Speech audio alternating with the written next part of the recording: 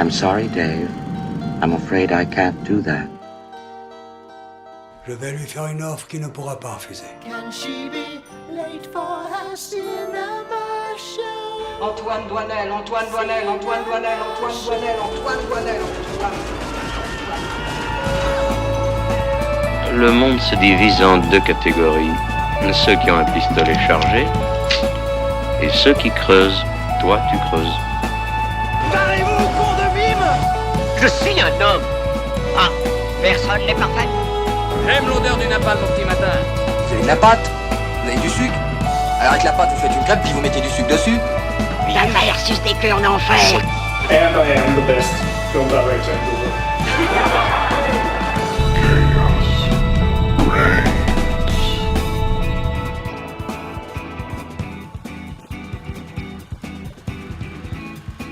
Bonsoir à toutes et à tous, moi c'est toujours Simon et quel plaisir de vous retrouver pour le dernier épisode de la 8e saison de The Cinema Show sur Radio Campus Montpellier.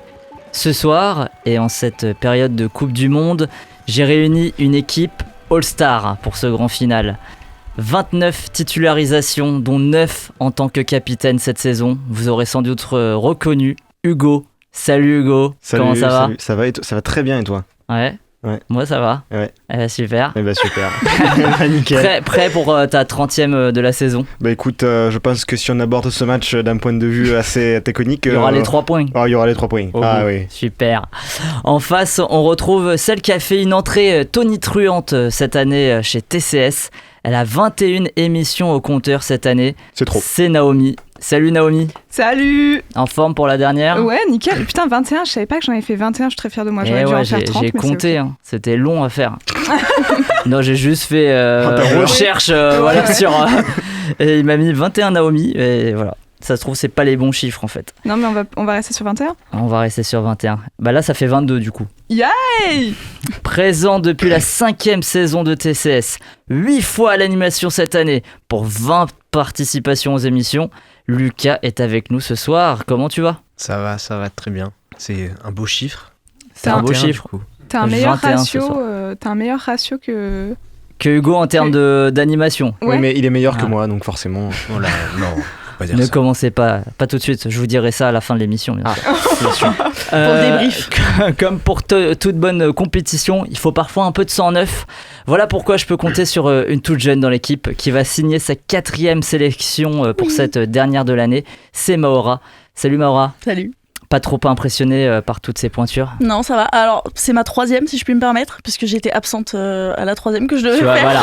Alors, et pourtant, c'était pas la plus dure. C'est-à-dire que je n'ai pas mis à jour mon tableau, et ça, donc je te félicite ça me déçoit moi-même. Mais très contente de faire ma 3e, du coup. Non, mais j'anticipais déjà pour la rentrée où tu feras ta 4e, si tu n'es pas morte d'ici là. Bah, j'espère. Yes. On dirait que je vais la tuer. Côté régie, on retrouve Yanis, toujours présent au poste, accompagné par Lucas. 19 vidéos au compteur cette année et 3 fois à l'animation. Puisque le monsieur, voilà, il est multicasquette, il est partout. Ouais. Qui dit équipe d'expérience dit forcément film de qualité pour cette dernière. Ah bon? Oui, non, peut-être, vous verrez bien. En tout cas, on parlera de 3 longs métrages sortis mercredi dernier dans les salles obscures. La bataille de Gaulle, j'écris ton nom, d'Antonin Baudry. Les caprices de l'enfant roi de Michel Leclerc. Et Noise de Kim Soo-jin. Vos traditionnels news, quiz et recommandations plus ou moins culturelles seront également de la partie. Je regarde beaucoup Hugo, puisque lui, il est plutôt dans le moins. Voilà. On recevra aussi un homme qui commence à avoir un paquet de sélections aussi en tant qu'invité de The Cinema Show. Il en a plus que toi, Maura, finalement. Ouais. C'est Charles-Élie Jardin.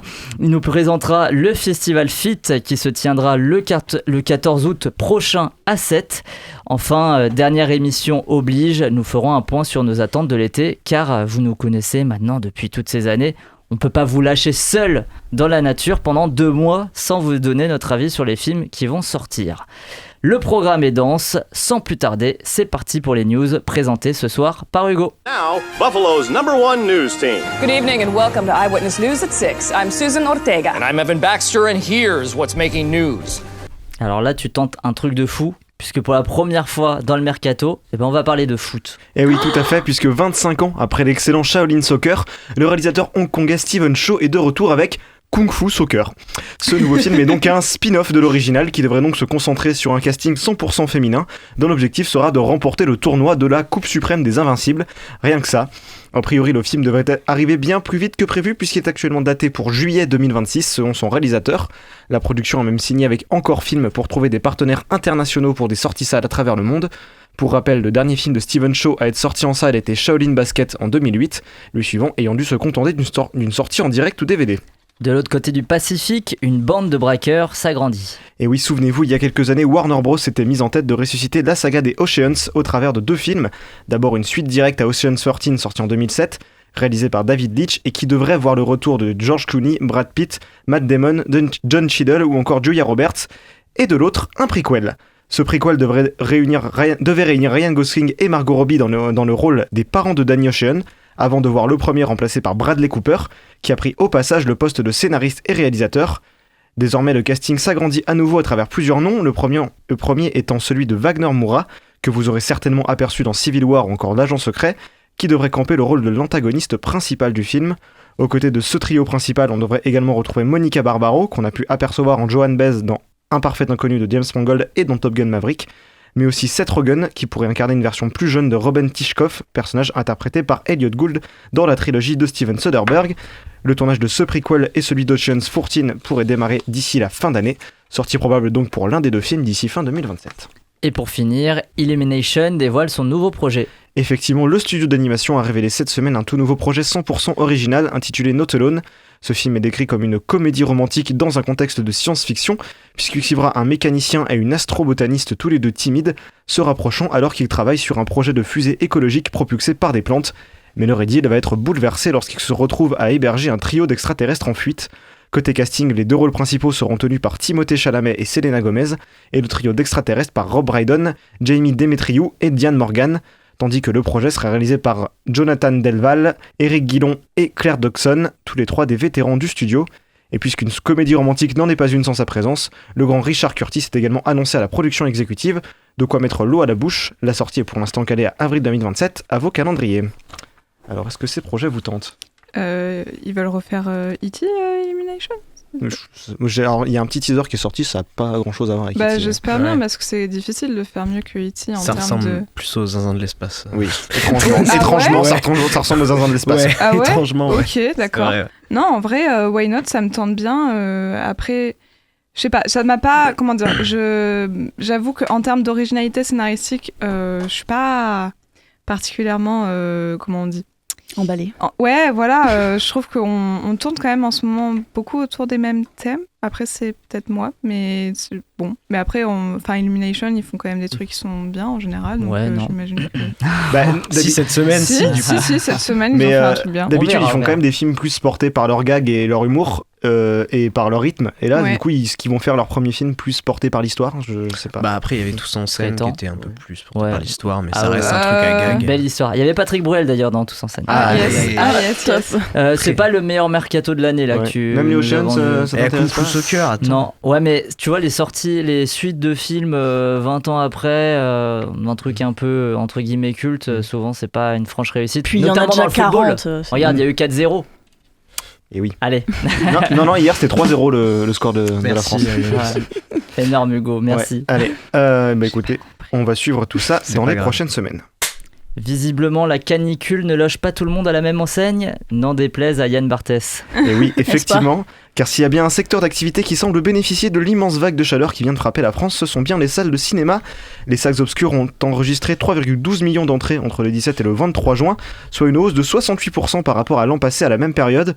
Bon, évidemment, des températures apocalyptiques ne justifient à elles seules pas la hausse de fréquentation, qui semble même sur une bonne dynamique depuis janvier. Et pour la FNCF, la Fédération Nationale des Cinémas Français, pas les mecs des trains, cette hausse est surtout due à une offre de qualité en ce mois de juin, notamment à travers des films comme Toy Story 5, valeur sûre du box-office, Disclosure Day, Obsession, Jim Queen, Backroom, ou encore La Bataille de Gaulle, l'âge de fer, qui parvient à remonter la pente après son démarrage chaotique. Bref, une offre variée comprenant des films familiaux, des films d'horreur pour un public plus adolescent, des blockbusters épiques ou de la comédie, de quoi permettre une belle accélération de la dynamique observée depuis janvier, et qui devrait bénéficier de la fête du cinéma qui se clôture aujourd'hui. 2026 s'annonce vraisemblablement comme une belle année pour les salles de cinéma. Alors, est-ce que vous êtes content que les salles se portent mieux ? Ta question, elle est... non, c'est horrible. On déteste le cinéma ici. Non, mais c'est très bien, ouais. Plus 68% de fréquentation pour la bataille de Gaulle. Non, c'est 17. 68, c'est au global sur le... En gros, 68, c'est sur tout depuis la sortie ? En fait, c'est 68% par rapport à la même semaine l'an dernier. L'augmentation ? Ouais. T'es sûr de ça ? Oui. J'ai vu le même chiffre. J'ai vu la news 3 fois. J'ai vu 68%. Non, De Gaulle a pris 17% en troisième semaine. Ok, bon, en tout cas, c'est pas mal juste pour ce film qui. Et il a passé le million d'entrées, du coup. C'est ça. Leur stratégie a fonctionné.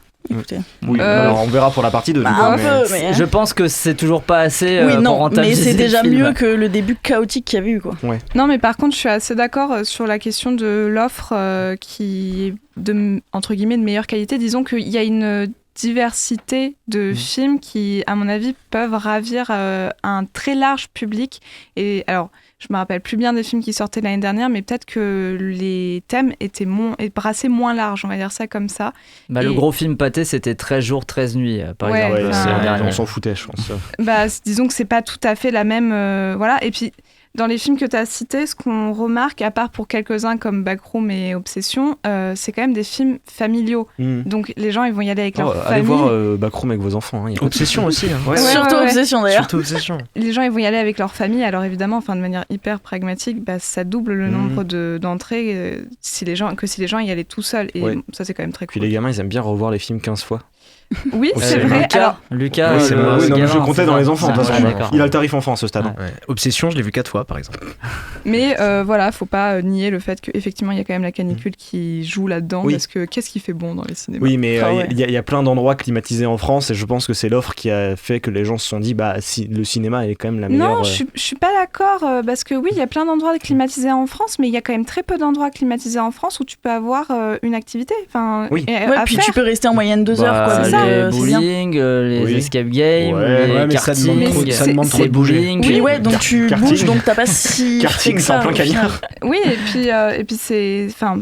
Pour certains, c'est vachement plus cher que le cinéma quand même. Et puis il y a la fête du cinéma du coup en plus ce week-end. Ouais, mais c'est pas toujours vecteur de. Il y a eu des fêtes de cinéma qui ont un peu plus foiré que d'autres. Là, mais du coup, ça a apporté. Parce qu'il y avait une bonne offre justement. Il y avait 2 films. Il y avait l'occasion pour 10 balles de se faire 2 films sur De Gaulle quand même. On verra s'il y avait une bonne offre. Et pour réagir tout à l'heure au truc que t'avais pas compris, parce qu'on parlait de 4-0, la suite de 3-0. De Fabien Ottoniente. Ah oula. Non, mais il faut avoir une culture cinématographique aussi. On n'a pas toutes la même. Qu'est-ce que tu veux ? Merci Hugo pour toutes ces news qu'on va maintenant prolonger avec notre invité.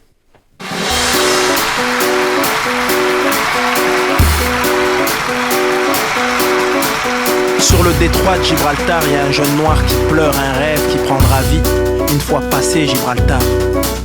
Sur le détroit de Gibraltar, il y a un jeune noir qui se demande si l'histoire le retiendra, comme celui qui portait le nom de cette montagne. Bonjour Charles-Élie Jardin. Bonjour l'équipe du Cinéma Show. Bon, comme d'habitude, on est très content de te recevoir dans le cadre donc de The Cinema Show pour nous présenter le feat audiovisuel que tu diriges. Déjà, est-ce que tu peux nous rappeler ce que c'est l'essence du feat audiovisuel ? L'essence du feat audiovisuel, c'est l'accompagnement de l'émergence audiovisuelle et plus spécifiquement cette année en Occitanie. C'est un rendez-vous donc très ouvert et à ciel ouvert puisqu'il se déroule au Théâtre de la Mer à 7 qui est l'une des plus belles salles en tout cas de France dans cette configuration. Alors désolé, on n'aura pas la clim. Mais il y a une superbe vue. Mais il y a une superbe vue et à l'heure d'aujourd'hui, tous nos événements ont pu se dérouler là-bas et cette année, on a envie de faire un orage de gouttes culturelles. C'est comme ça qu'il se construit, en tout cas. Et vous allez voir, vous allez pouvoir le découvrir aussi pour ceux qui ne le connaissent pas. C'est une programmation très, très éclectique et qui met à l'honneur les arts urbains, la culture hip-hop, mais surtout le vivre ensemble. Alors bien évidemment, j'ai passé un extrait pendant ton entrée. Il a pas été choisi au hasard cet extrait puisque après Orelsan et Gringe l'an dernier, c'est une autre figure de la scène hip-hop qui sera à l'honneur, Abdel Malik. Pourquoi ce choix ? Abdel Malik, c'est un rappeur, slammer, écrivain, penseur, philosophe, réalisateur, portraitiste aussi, un artiste multiste, et qui fête cette année les 20 ans de son album Gibraltar. Donc c'est son album solo qui avait remporté les victoires de la musique en 2006, en 2007 pardon, ouais. Oui, c'est et ça. L'album sorti en 2006. Et l'album sorti en 2006, c'est quelqu'un qui a 2 longs métrages de fiction à son actif. Le dernier Fur Ciné Libre qui est sorti au mois de janvier, qu'il a énormément accompagné, qu'il a accompagné dans des lycées, dans des collèges aussi. Il a fait une très très belle tournée avec ce film qui était un pari audacieux. Enfin, c'est une adaptation. Et c'est pour nous et pour moi au départ, puisque bien sûr on travaille en équipe, mais il faut bien mettre des idées dans le pot et dans la pioche en fait de tout ce qu'on veut faire. C'est quelqu'un qui a touché mon adolescence assez personnellement par cet album et directement par la transmission que j'ai pu avoir avec mes petits frères, mes petites sœurs, mes parents et aussi des personnes un peu plus âgées. Donc c'est un artiste qui touche le multigénérationnel et qui rejoint le vivre ensemble en fait avec différentes valeurs qu'il peut porter, mais toujours dans la transmission. Et alors, qu'est-ce qui sera prévu pour célébrer Abdelmalik lors de l'événement du 14 août ? Alors, ce qui sera prévu, c'est des rencontres inédites avec tout ce qu'il a pu réaliser, co-réaliser ou qui ont été réalisés autour de lui sur l'audiovisuel, donc à savoir des clips.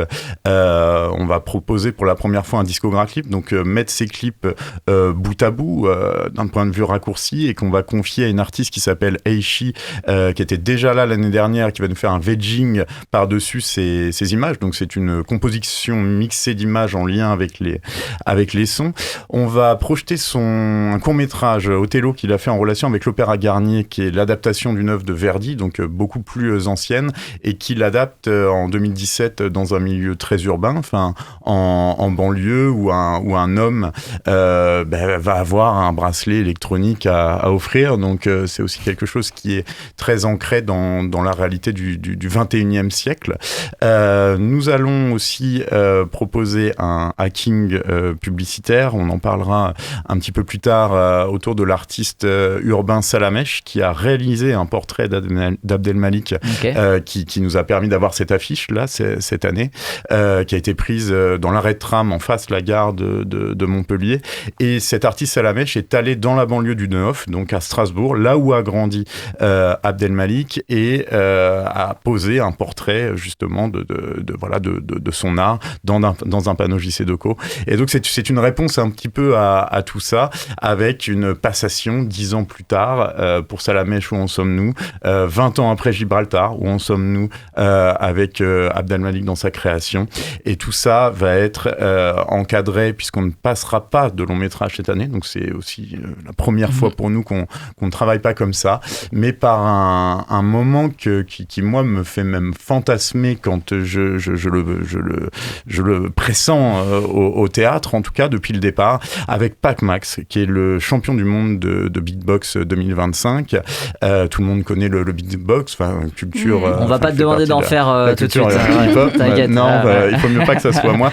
Mais on va donc réduire le film d'Abdelmalik Qu'Allah bénisse la France en format 12 minutes alors qu'il en fait 1h40, et Pac Max viendra poser un beatbox sur ce film-là. Donc totalement inédit, concept qui correspond à l'ADN de Fit, et comme tu viens de le dire, c'est trop bien, mais c'est surtout au-delà d'être audacieux, c'est aller confier des œuvres d'artistes majeurs reconnus et autres à des plus jeunes artistes qui peuvent en fait totalement se les réapproprier et en faire quelque chose de neuf. Et en faire quelque chose pour le proposer au public.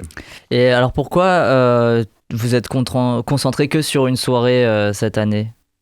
Mais puisque ça n'a pas été la canicule de subvention, c'est plutôt la sécheresse. Voilà, c'est pour ça qu'on attend un orage, nous, de gouttes culturelles, ou en tout cas qu'on est en train d'en faire un. Voilà, je ne vous apprends rien, c'est pas simple pour les associations, ce n'est pas simple non plus pour les cinémas aujourd'hui, bien que les chiffres sont rassurants. Et le diagonal est fermé. Imaginez le diagonal ouvert. Ça aurait peut-être fait encore plus. Donc, on s'est concentré vraiment sur une partie Théâtre de la Mer, un show très, très construit, très millimétré cette année, avec plus de 70 artistes et jeunes et moins jeunes qui pourront se produire soit à l'image, soit en live. Et c'était pour nous essentiel de montrer la valeur de notre travail autour d'un lieu A7 avant de, nous l'espérons, pour 2027. En tout cas, on y travaille. Sur un format repartir sur un format plus long et peut-être un format qui arrivera jusqu'à Montpellier en passant par Frontignan et autres. Mais en tout cas, oui, c'est ce qui est travaillé pour assurer aussi la pérennité de notre association et ne pas prendre de risques.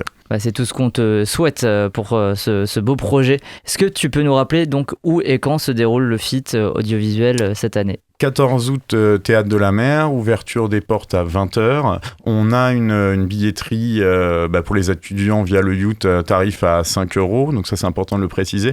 On a monté un partenariat avec la Graine aussi à Montpellier, la monnaie locale. Donc c'est possible de venir avec des graines au festival. C'est une billetterie très accessible, des préventes sont en place. On est l'événement le moins cher du Théâtre de la Mer. Ça va aussi en ce sens. Et on tient à vous dire en tout cas que l'équipe du FIT audiovisuel invite l'intégralité des personnes passées sur le plateau à vos places cette année.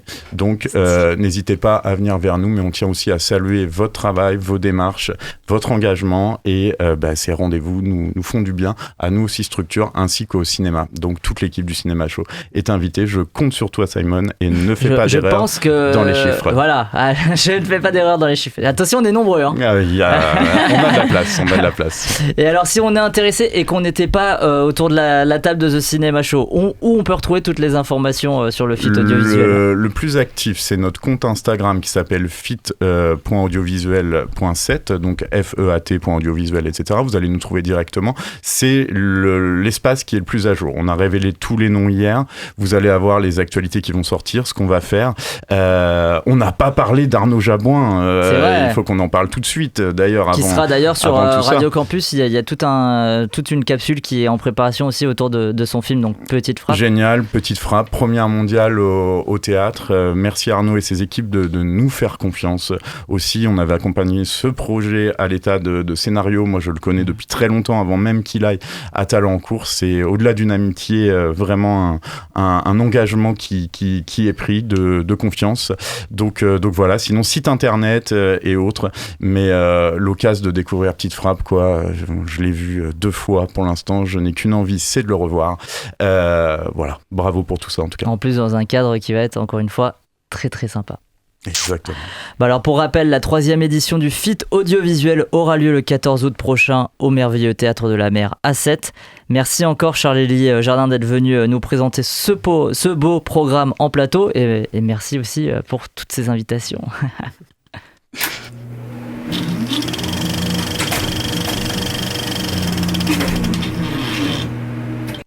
Pour cette dernière de la saison, 3 films sont au programme. La bataille de Gaulle, J'écris ton nom, Les caprices de l'enfant roi et Noise.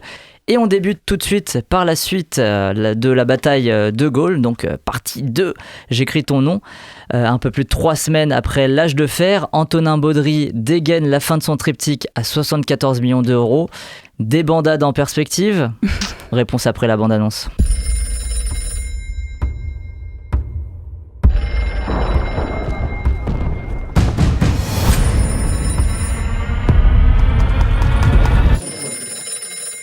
Messieurs, nous savons tous ce que cela signifie.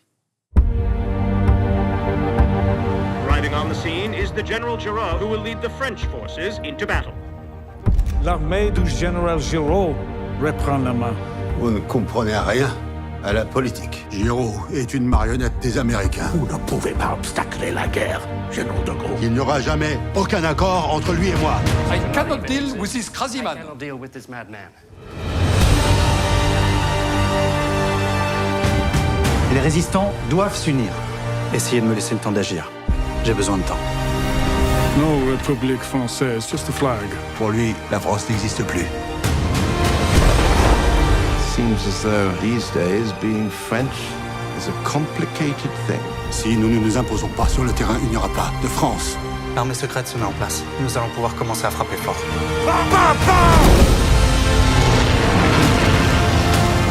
C'est là-bas que se joue le destin du monde. Nos enfants n'auront rien à nous reprocher à notre tour.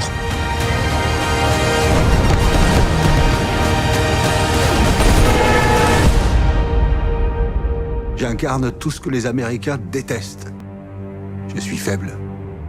Et je tiens tête. Hugo m'a formidablement repris. Effectivement, c'est pas un triptyque, c'est un diptyque. Voilà. Et non pas une dick pic. Film. J'allais Attention, la faire. attention, on n'est pas sur l'instant animation, Hugo. Ah merde.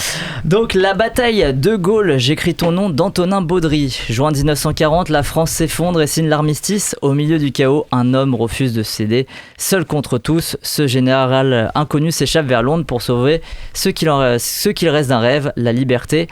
C'est le pitch du premier épisode, mais ils ont gardé le même pour le second. Donc dans le second, on va plutôt se concentrer sur l'année 1943 et la naissance notamment du comité national de la résistance. Nationale de la résistance, voilà, ainsi que le débarquement. Bon, alors on retrouve les têtes qu'on avait vues dans la première partie il y a 3 semaines, à savoir Simon Abkarian dans le rôle du général de Gaulle, aussi Niels Schneider dans le rôle du général Leclerc, Karim Leclou qui est également de la partie, Simon Russell Beale qui jouait Winston Churchill, Félix Kizil qu'on commençait à percevoir dans le rôle de Jean Moulin, Anna Maria Bartolomé dans le rôle de Livia, et puis nous rejoignent en route notamment Thierry Lhermitte dans le rôle d'Henri Giraud. Lucas, qu'as-tu pensé de cette deuxième partie ? Alors déjà, tu n'as pas cité le comte de Boudherbala. Non, je ne l'ai pas cité parce que je savais que tu allais le faire. Et Thomas Cousseau aussi. Et Lancelot Lancelot, le comte de Boudherbala, c'est quand même le comte de Boudherbala, c'est drôle, ouais. Non, quand je l'ai vu arriver, j'ai fait waouh, c'est fou qu'il soit là. Non, moi j'avais bien aimé le premier. Je sais plus ce que vous en aviez dit. Bah moi non plus parce que j'étais pas dans l'émission. Non mais je crois que c'était mitigé même s'il y avait des gens qui le défendaient. Bah Hugo, toi t'étais là. Ouais, moi il y avait pas mal de problèmes mais globalement j'avais passé un bon moment. Disons que les 2h40 m'ont pas fait chier, mais je trouve que le film aurait pu être largement meilleur parce qu'il y a plein de défauts quoi. Ouais, globalement ce qu'on avait dit c'était que le film il était pas mauvais, il y avait plein de moments où ça nous emportait mais qu'il y avait quand même des très gros problèmes historique en fait, de validité historique et de très gros problème. C'est dû aussi historique. Déjà au livre sur lequel Anthony Baudry se base pour écrire et réaliser le film. Qui est britannique d'ailleurs, qui est pas un livre français, donc déjà c'est mais ça à la rigueur je trouve c'est bien. Oui, c'est une bonne idée justement. C'est ça que je comprends pas, c'est que ça devrait permettre de prendre de la distance. Or ici il est très quand même à fantasmer un peu un général de Gaulle Lucas parler, peut-être. Puissant. Alors tu reprends ma place, tu la fermes. Non, c'est ma place ce soir. Lucas, vas-y. Du coup, je lui donne la parole quand même. Du coup, j'ai moins apprécié cette suite. Alors, j'ai l'impression que pourtant, il y a plus d'avis positifs sur cette suite que sur le premier. Mais moi, je l'ai moins apprécié, je l'ai trouvé moins rythmé. J'ai trouvé que les 2h40 passaient plus lentement. Peut-être parce que justement, il se passe moins de choses vu qu'on se concentre plus sur une année. Mais ouais, j'ai été beaucoup moins emporté. Je trouve que Simon Abkarian est toujours super. Je trouve que le comte de Boudherbala, ça m'a fait rire de le voir. Tu le mentionnes, hein ? Non, mais j'ai besoin de le mentionner. Voilà, ça m'a fait rire de le voir là, et donc j'étais content. Mais oui, en fait, je le trouve moins prenant. Tu vois, tu parlais des moments qui te prennent dans le premier. Moi, je trouve qu'il y avait vraiment des moments... des moments un peu frissons, des moments qui te prennent vraiment dans le premier. Déjà, il n'y a pas de climax dans celui-là. Il n'y a pas de vrai climax. Oui, il n'y a pas de climax. Même si j'aime bien la fin, est mieux et je trouve qu'elle t'emporte plus dans celui-là. Elle est tonitruante par contre, elle est là tout le temps quoi. Ouais, c'est ça. Moi, je peux pas me rappeler d'une seule scène où il n'y a pas la musique dans ce film. Oui, mais déjà dans le premier, il y a énormément ça. Mais alors, effectivement, il y a un changement à la BO. Donc là, c'est Théo Cassio. Il y a un changement à la BO. Théo Cassio qui fait la BO de ce second volet, alors que c'était quelqu'un effectivement de plus confirmé dans le premier. C'était l'allemand Volker Bertelmann. Ok. Voilà. Et du coup, Théo Cassio, c'est ça ? Théo Cassio. C'est cool d'avoir repris la musique de Dunkerque. Ouais. Mais je trouve il cite en fait tout ce qui s'est fait en musique sur les 10 dernières années. J'ai l'impression d'entendre du Ryan Silvestri, j'ai l'impression d'entendre du Hans Zimmer. Elle fait très Interstellar par aussi l'utilisation de l'orgue, mais bon. Ah, mais c'est vrai que le passage Dunkerque avec la musique, vraiment musique de Dunkerque, ça m'a fait rire. Voilà. Naomi, Qu'est-ce que t'as pensé du coup du général de Gaulle, second volet, alors, Avengers Doomsday? Alors moi je partage l'avis de Lucas sur le fait que j'ai préféré le premier au deuxième, mais surtout j'aimerais qu'on s'arrête 2 secondes sur le titre de ce film, parce qu'autant le titre du premier, c'est-à-dire la bataille de Gaulle, l'âge de fer, je trouvais qu'il y avait vraiment un sens historique. Il y a dans le concept de l'âge de fer, parce que ça rappelle l'âge d'or ou truc comme ça, bref, ça rappelle la guerre. Autant j'écris ton nom, ça m'a un peu interloqué, étant donné que c'est évident que ça fait référence au poème Liberté, il n'y a aucun doute là-dessus, sauf que le titre, ça reste la bataille de Gaulle, j'écris ton nom. Donc ça donne l'impression que l'objectif de ce film, c'est d'écrire le nom de Charles de Gaulle, donc d'écrire la légende de Charles de Gaulle, d'écrire tout ce qu'on est censé comprendre de qui il était. Et je sais plus qui l'avait dit, je crois que c'est Jonathan, qui avait dit que déjà dès le premier film, on avait un problème de, en fait, on comprend pas... Ouais, on comprend pas vraiment qui est le personnage, on comprend pas qui est Charles de Gaulle. Et je trouve que là, à nouveau, en fait, on le voit.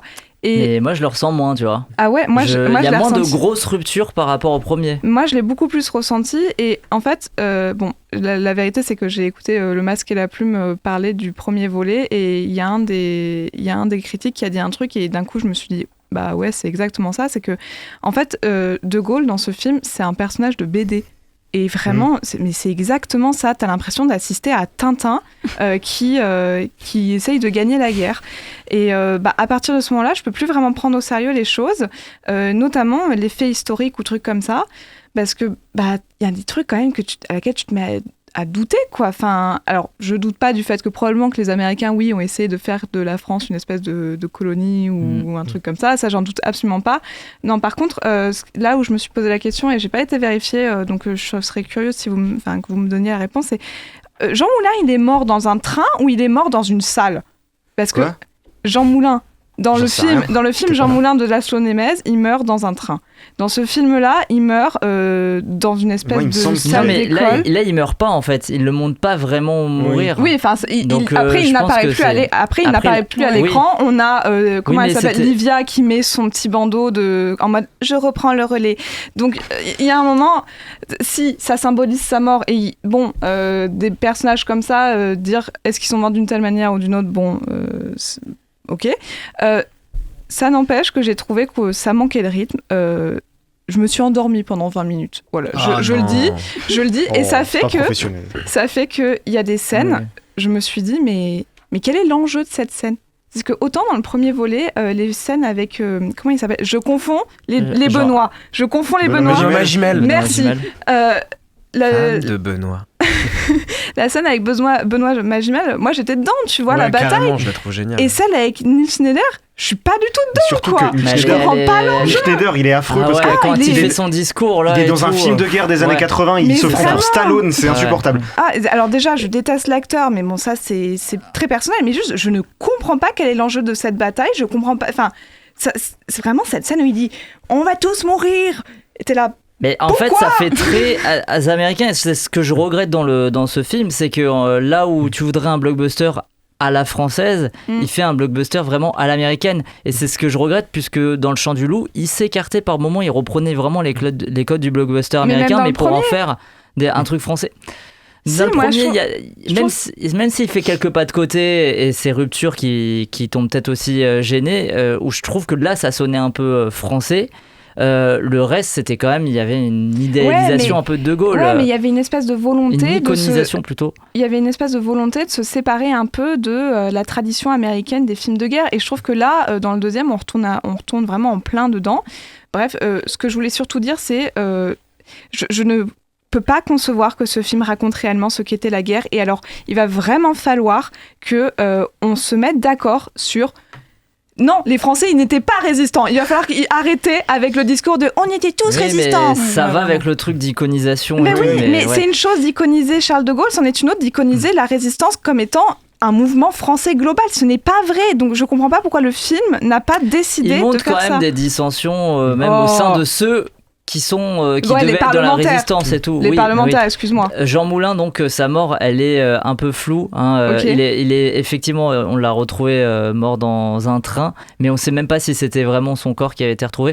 En tout cas, moi je trouve que Félix Kizil joue vraiment Oui, super bien le il est rôle. génial. Il est génial bien dans le mieux film. que Gilles Lelouch. Maura, toi, qu'est-ce que t'as pensé Moi, du film?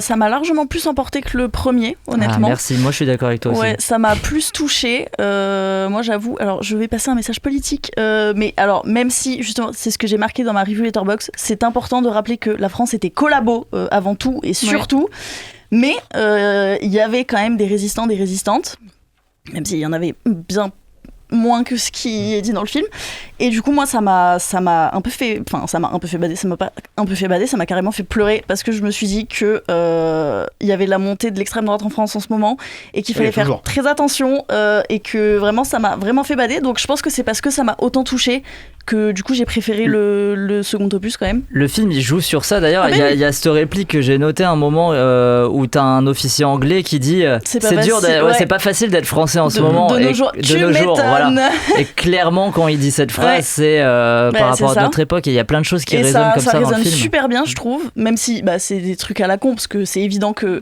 la société en ce moment c'est un peu bancal. Mais du coup ça m'a beaucoup plus touchée. J'ai trouvé que contrairement à vous, j'ai pas trouvé du tout que le rythme était cassé ou quoi. J'ai trouvé ça franchement bien. Effectivement il y a des moments où c'est très américain vraiment, le discours de Schneider, vraiment ça c'est comme Hugo t'a dit, il se prend un tout petit peu trop au sérieux peut-être.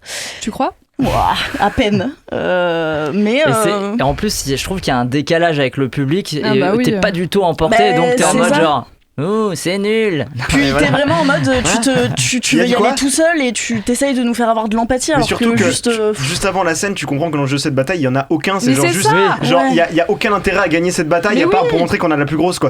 Et en plus le problème c'est que tout se résout toujours de la même façon, c'est on dit à Neil Schneider non tu ne vas pas faire cette bataille, lui il y va et du coup les autres ils sont en mode on va l'aider, on va lancer 20 avions et on va les sortir de la merde. Leclerc qui est quand même quelqu'un dont t'entends beaucoup parler dans l'histoire de la Seconde Guerre mondiale, il passe pour un con en fait. Mais oui, t'as l'impression que c'était pas... Enfin, comment dire, quand le cœur de l'armée et du principe militaire, c'est il faut obéir aux ordres, t'es là en mode...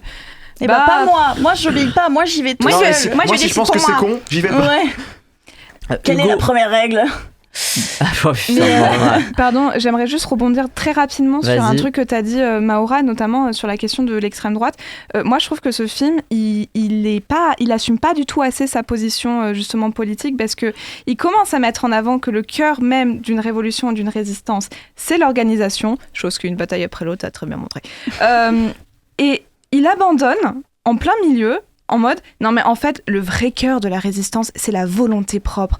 Il faut croire en ses idéaux. Et en fait, je trouve que là encore, on s'éloigne encore plus du réalisme de quoi que ce soit, parce que plutôt que de montrer à quel point c'est vraiment une question d'organisation, de réseau souterrain, on est en mode non mais en fait s'ils ont réussi, c'est dit à 2-3 reprises. Ouais, mais non, et c'est quand même beaucoup de dialogue et tout. Y a quand même, c'est quand même un peu montré, mais pas assez. Et c'est toujours, c'est pas ça qui va faire réussir le truc. C'est la volonté de chaque personnage de réussir, parce que finalement c'est le pouvoir de l'amitié et des idéaux. Mais ça, par contre, je suis d'accord avec toi. Je trouve que le film ne le fait pas spécialement bien, mais moi ça m'a quand même touché. Où je me suis dit putain.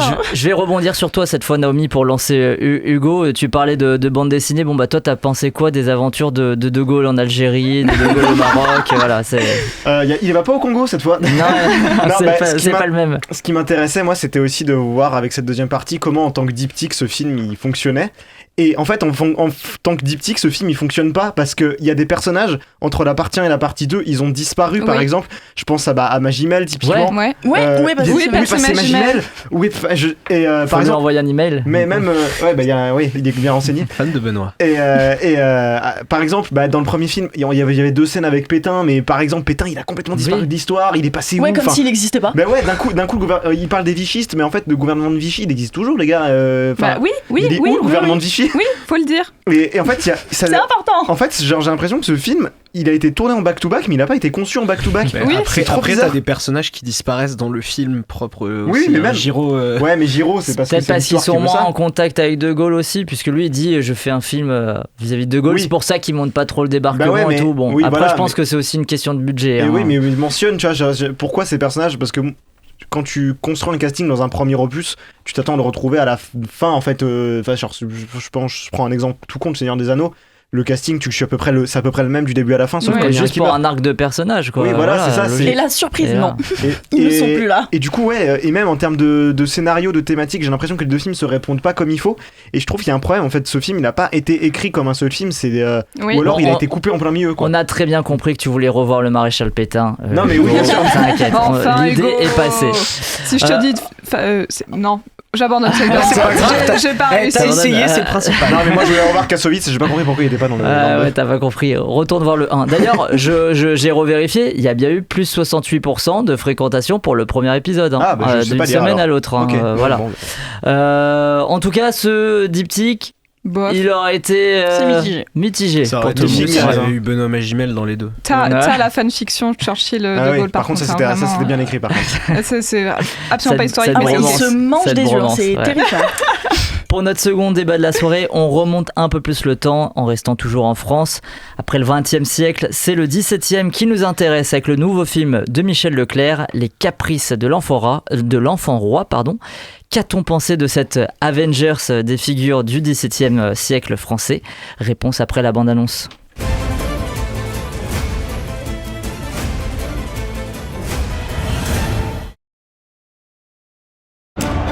Maman! Moins fort. On n'appelle pas maman la reine de France. Est-ce qu'ils vont venir nous tuer? D'Artagnan, Louis doit quitter secrètement le palais cette nuit même et se cacher hors de Paris. Ne vous inquiétez pas, Votre Altesse, sur tout prévu. Louis va quitter le palais secrètement cette nuit même et se cacher hors de Paris. Oui, c'est ce que je viens de dire. Cyrano de Bergerac, j'ai besoin de toi pour une mission secrète de la plus haute importance. Tu es le seul à qui je peux demander ça. Si tu peux tout me demander, sauf de m'occuper d'un enfant ou d'un roi. Je te présente le dauphin de France. Je ferai tout ce qui est en mon possible. Reste où tu es. Je ne suis pas habitué à tant de laideur. Je ne m'occuperai pas de cette vilaine petite personne. Personne ne doit connaître son identité. Une troupe de théâtre en tournée, croyez-moi, il n'y a pas meilleure cachette. Je te présente François. Il est hors de question que je dorme dans un tel endroit. C'est ton Mon fils. Ton fils? Je m'en vais sur le champ. Commande-moi un attelage. Mais enfin, comment tu l'as élevé, Savinien? Faut pas tout leur passer.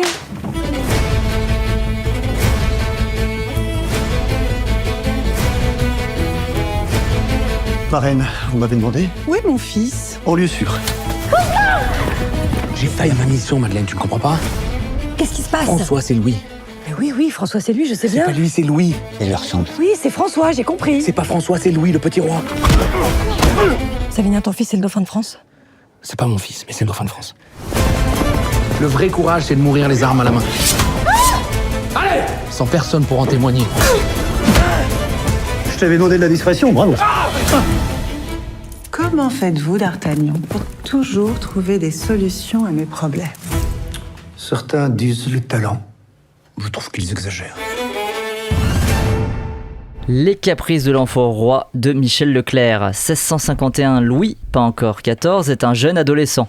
Alors que la Fronde menace, sa mère, Anne d'Autriche, décide d'exfiltrer son fils pour le mettre à l'abri et le remplace par un sosie. Louis est confié par D'Artagnan à Cyrano de Bergerac qui le cache au sein de la troupe de théâtre de Madeleine Béjart et Molière. Tandis que Madeleine et Cyrano se découvrent une passion commune pour le jeune Molière, Louis découvre la vie et ses plaisirs, l'art et le travail, le courage et la stratégie, tout ce qui fera de lui le roi soleil.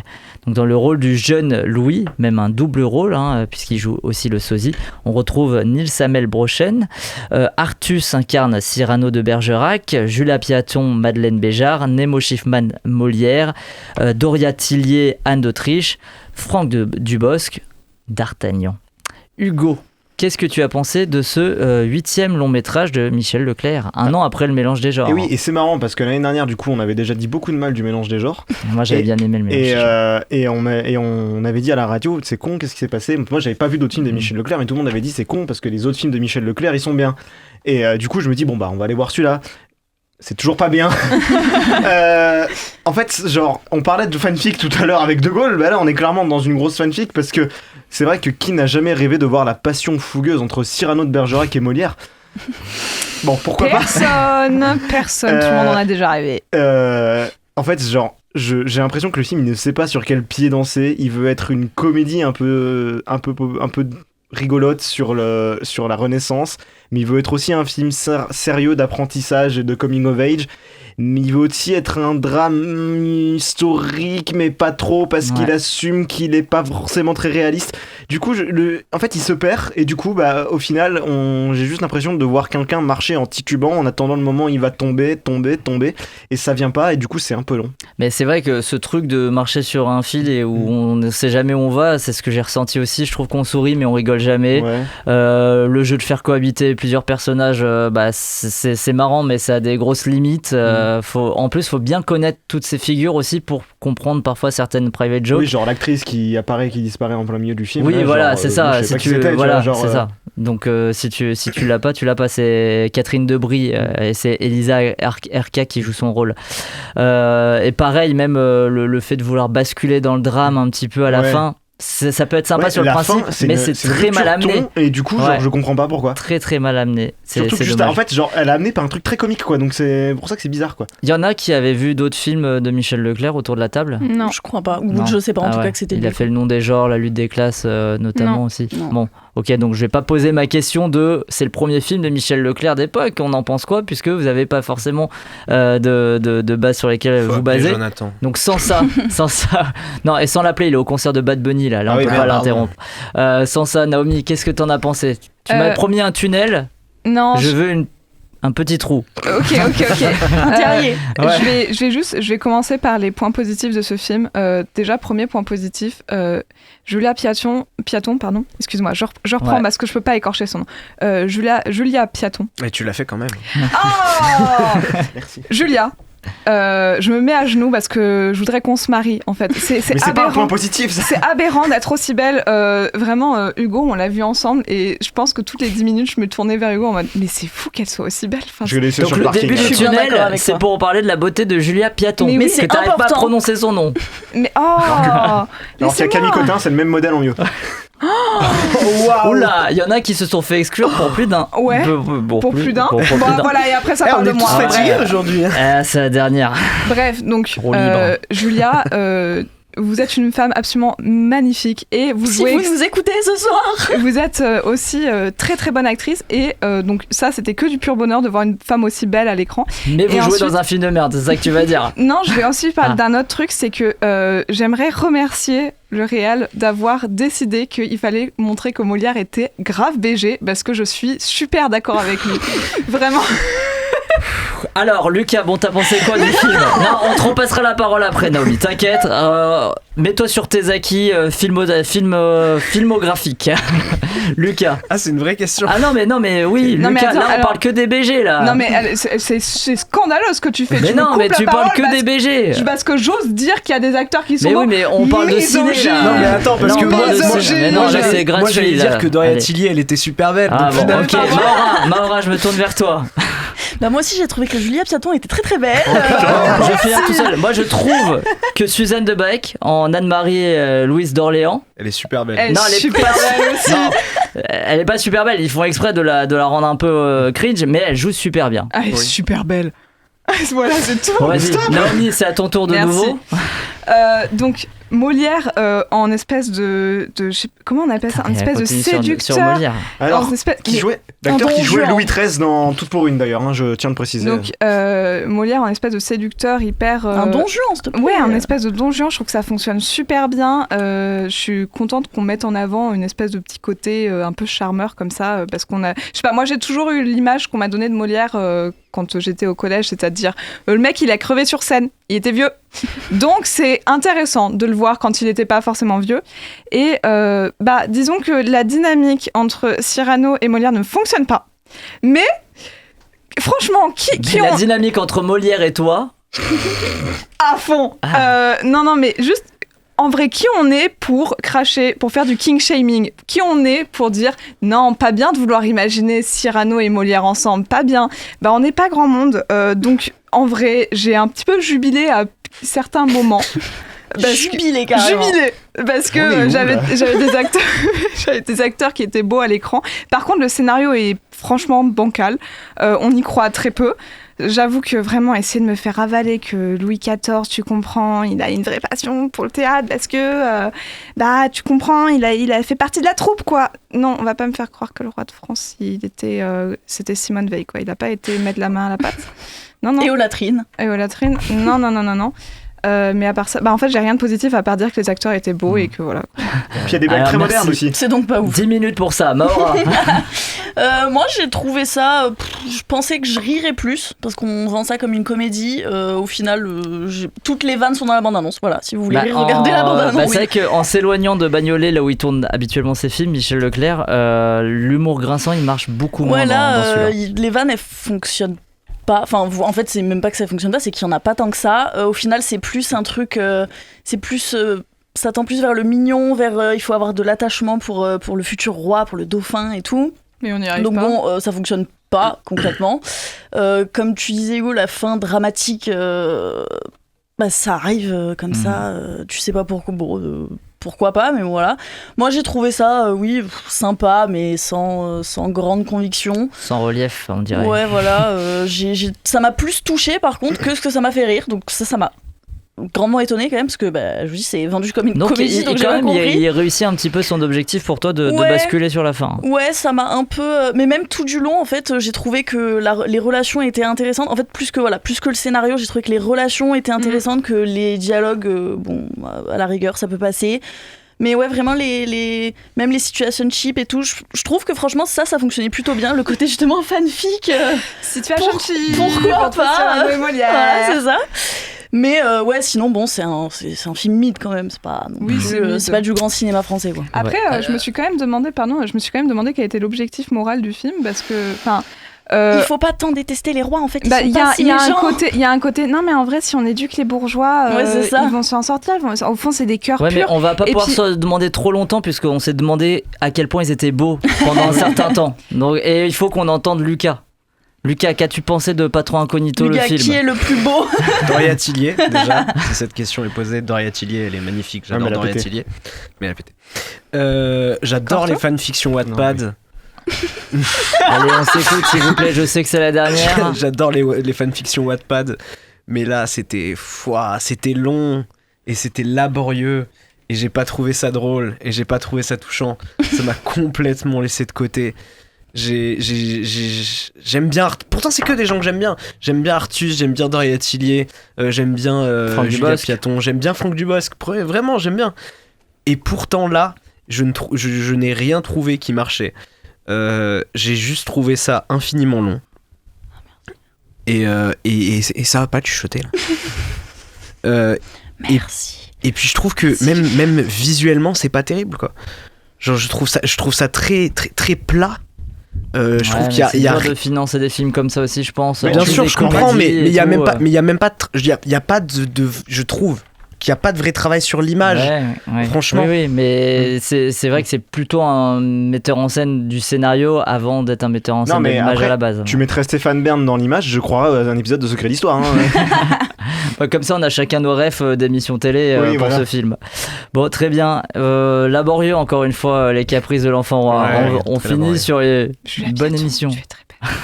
Stop. Alors, vu qu'il n'y a pas de fan hardcore de Michel Leclerc dans la salle, moi j'en suis pas un non plus, mais je commence quand même à bien connaître le bonhomme depuis que je l'interroge et que je vois ses films. Et quand on le connaît un peu, on sait qu'il aime pousser la chansonnette. Alors là, il le fait pas dans Les Caprices de l'Enfant Roi, mais en 2019, il le faisait pour La Lutte des Classes. C'est d'ailleurs ce qu'il faisait en compagnie donc de Guillaume Atlan, aka The Superman Lovers. Et oui. Ouais, tu connais ce groupe ? Oui. Voilà, et ben ça donnera donc la très bonne BO aux sonorités French Touch de Guillaume Atlan. Et pour notre première pause musicale, j'aimerais donc vous proposer de prendre la direction de la ville de toujours de Michel Leclerc, Bagnolet, avec Michel Leclerc qui chante.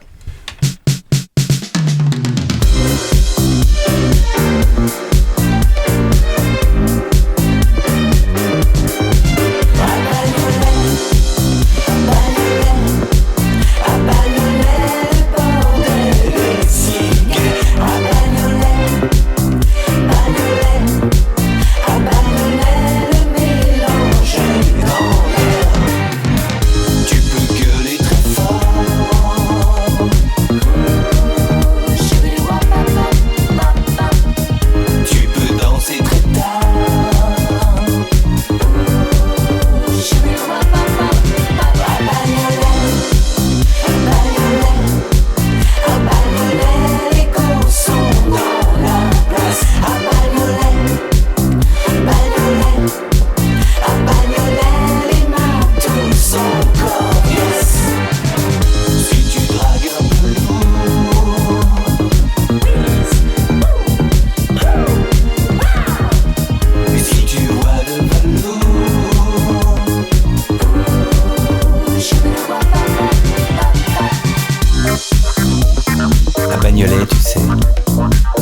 connais les secrets d'un mélange réussi.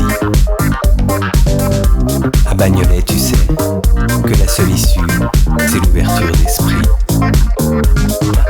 À Bagnolet, tu sais, tu peux trouver de l'or enfoui dans les poubelles. À Bagnolet, tu sais.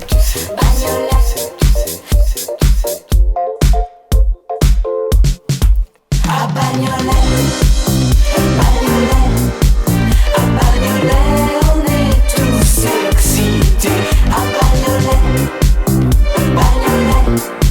la bagnole est la reine de la cité. Tu peux rouler très vite.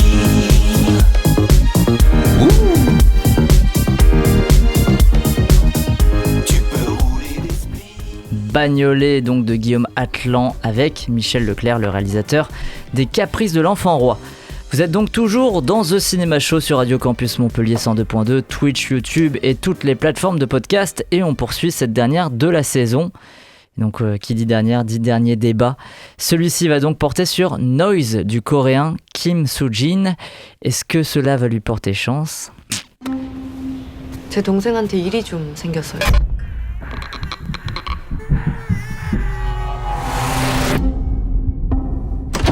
저희 주위가 이렇게 대책 없이 없어질 애가 아니거든요. 언니가 계시네요. 밤에는 좀 조용히 해주시면 어떨까 싶어서요.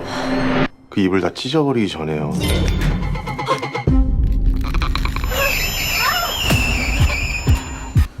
아, 맨날 첫날 여기가 시끄럽다 저기가 시끄럽다 뭐 그러다 아파트에서 귀신을 봤대. 르스백 사후에 막았겼나 봐. 거기 사는 사람들 다 이상해. 주영 씨, 워낙에 여기저기 원한들이 엉켜 있었으니까. 604호에서 무슨 일이 있었는데요? 사람들은 아무도 관심 없어요. 이 아파트 내부에서 우리가 찾지 않은 곳이면서 자기들은 수사할 게 없다는 말만 하잖아. 내 동생! 네 아파트 어딘가에 있을 거라고! 저밖에 없다고요. 우리 주위 찾아낼 사람.